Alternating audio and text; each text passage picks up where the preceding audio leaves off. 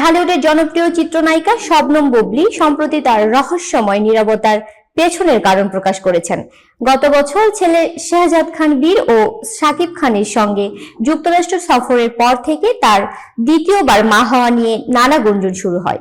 দেশে ফেরার পর পোশাক ও চলাফেরায় পরিবর্তনের কারণে গুজব আরো তীব্র হয়। বারবার প্রশ্নের মুখেও এ বিষয়ে তিনি পরে কথা হবে বলে এড়িয়ে গেছেন। সম্প্রতি এক অনুষ্ঠানে বুবলী জানান, গুজব ও নেতিবাচকতা সামলানোর ক্ষেত্রে তার সবচেয়ে বড় অনুপ্রেরণা বা আইডল হলেন ছেলে বীরের বাবা ঢালিউড সুপারস্টার শাকিব খান। বুবলী বলেন, শাকিব সবসময় বলেছেন, সব প্রশ্নের উত্তর দিতে হবে না, তোমার কাজই তোমার হয়ে কথা বলবে।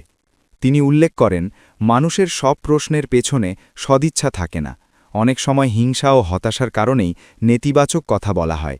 এসবের জবাব দিতে গিয়ে মূল কাজ ব্যাহত হতে পারে। সামাজিক যোগাযোগ মাধ্যমে ভিউ বাণিজ্যের উদ্দেশ্যে গুজব ছড়ানোর প্রবণতাকেও তিনি সমালোচনা করেন।